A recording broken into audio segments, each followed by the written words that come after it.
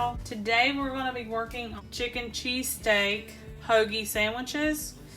So I've already went ahead and sliced up.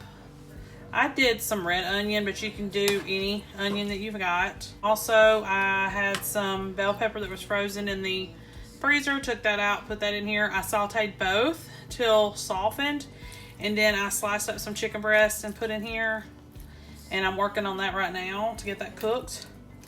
You can use whatever oil you want it. I use olive oil, but you can use whatever you have. And if you don't use chicken breast, you don't have to. You can do chicken thighs, you know, boneless, skinless, preferably. It would be easier for you. Right now, chicken breast is cheaper for me than boneless, skinless chicken thighs. I know, it doesn't make sense, but they're about 50 cents a pound cheaper. So that's what I'm using right now. I just sliced the breast and then cut that in half, and I used 4 chicken breasts. I'm gonna put a recipe down below, but it's loosely based on that recipe. I just kind of did my own thing. I do better when I do my own thing than following somebody else's recipe.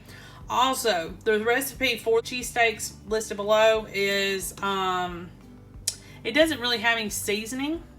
So I went and looked up another seasoning that we could use that would be a little bit more flavorful. And so I mixed that up in this bowl here. This is a half a teaspoon of salt, half a teaspoon of pepper, half a teaspoon of paprika, a quarter teaspoon of cayenne pepper, half a teaspoon of onion powder, half a teaspoon of garlic powder, and 1.5 teaspoons of Italian seasonings. And so we're going to put that in here too. And I doubled mine to have enough for 4 chicken breasts. Only other thing that I would add,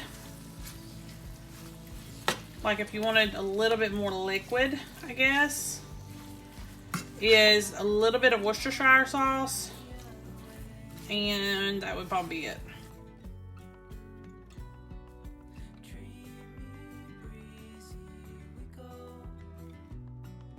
And I will put this seasoning recipe below as well. It is not on the recipe.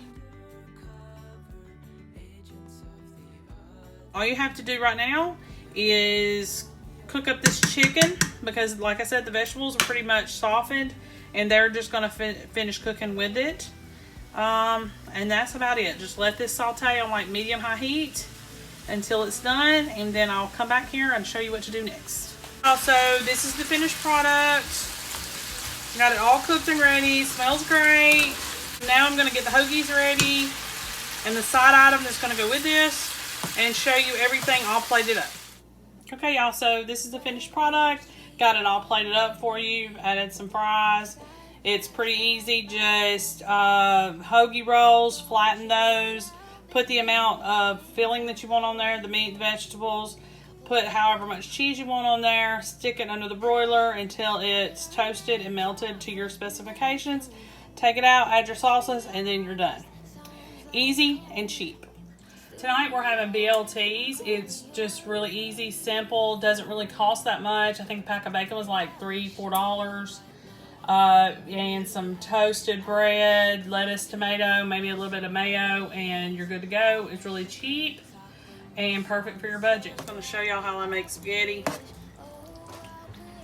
So you need to take a couple of pounds of ground beef. If you're trying to cut back, you can do 1 pound and let it be a little bit more sauce than meat. That's good, that's fine. I add about, so I use, let me see. Right, Ragu, that's my favorite. That's what my whole family loves. We always get traditional. You need about 40 ounces. I used 2 of those jars I just showed you. That's the total's out to be about 48 ounces. So right now, I've already cooked the ground beef. I've drained the ground beef. We put the sauce in, mixed it together, and we're gonna let it simmer until it's hot and bubbly. Usually takes about 10 or 15 minutes. Meanwhile, I'm making the spaghetti noodles, and I'm getting that ready, and I'm gonna show you how I combine them and try to stretch it for a meal with leftovers. So sauce is pretty much ready to go. See how it's bubbling? So what I'm going to do is I'm going to turn it down a little bit lower and let it continue. But you need to keep up with it. That way, because it could scorch. So we need to keep up with that. Okay, the next thing you need to do is go ahead and cut your broiler on high.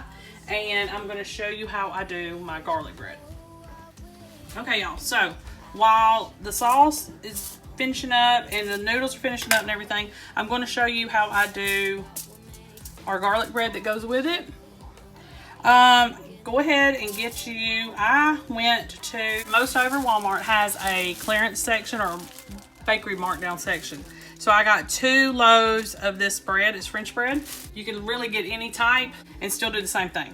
So you cut this that way. Do not cut it all the way through. Okay, I've already got it. And see, and even if it does that, you can still squeeze it back together when you're baking it. It's fine. So take pats of butter, stick in here, just like this.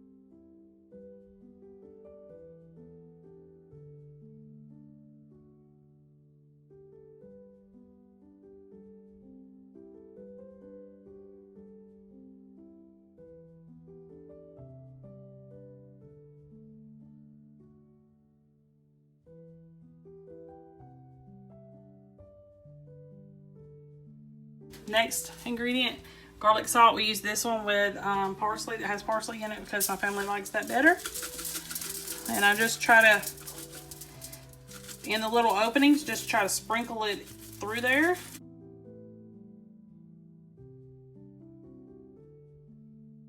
But you need to keep an eye on it because it's under the broiler. Okay, let's get back to the spaghetti.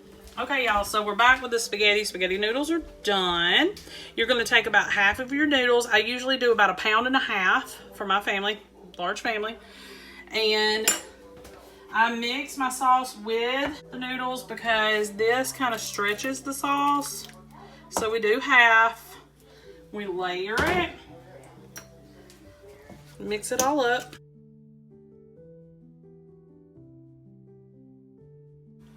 I'm going to put the rest in here. The rest of the sauce, pour it on out.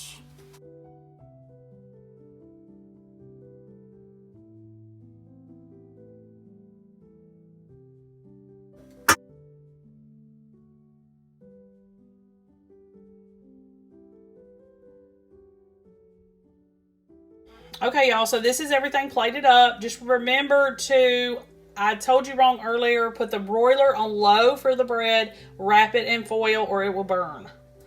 Okay, so, and you'll do it until the butter is melted. All right, everything's finished and done, and it's done on a budget. Make sure that you like and subscribe, and I'll see y'all next time.